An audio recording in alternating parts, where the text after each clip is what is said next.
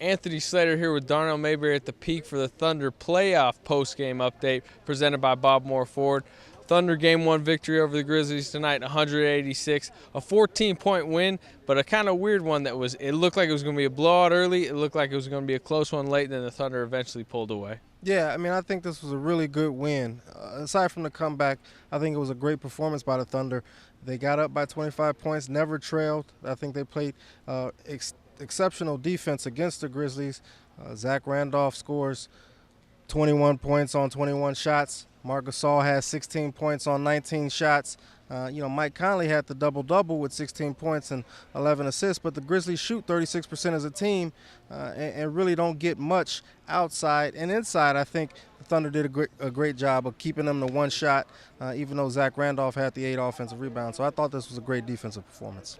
A 22-point halftime lead was cut to 2 at one point. It seemed like the Thunder really didn't have the energy to start the second half. Maybe it was a little bit of human nature when you go up that big early. It's kind of tough to keep that energy. What did you think was the issue in that run that the Grizzlies really got back in the game? A couple things. I think the Thunder started turning the ball over. That didn't help. The Grizzlies started scoring off of those turnovers. The Thunder started taking bad shots. When they didn't turn it over, they started taking bad shots, contested jumpers, things like that. And then also defensively, they started to have some breakdowns. Guys started getting in the paint, scoring. Those second chance points started to pile up just a little bit, not too much, and they started to score at the rim. So just kind of a trio of bad things that happened to start that third quarter, and that led to that big run.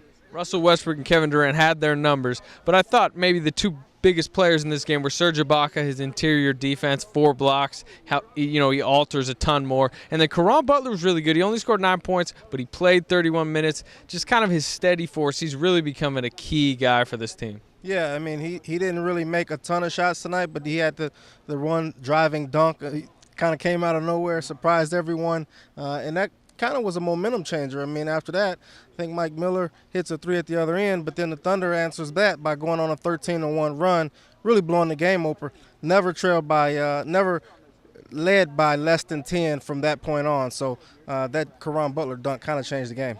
And no doubt about it, I think it was a 28-17 run to end the game after that Butler dunk with 9 minutes left. Now we turn our attention to Game 2, Monday night, 7 p.m. here.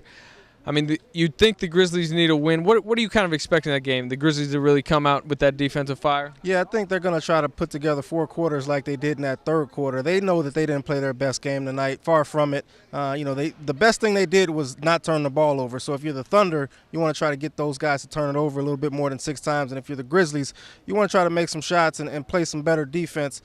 Too many guys got off for the Thunder tonight. Kevin Durant, Russell Westbrook, Serge Ibaka, and Reggie Jackson, not to mention Caron Butler with some huge plays. So the Grizzlies got to play better defense. That'll do it for us here at the Thunder post-game update presented by Bob Moore Ford. For the best Thunder coverage team anywhere, stay tuned to newsok.com and every day in the Oklahoma.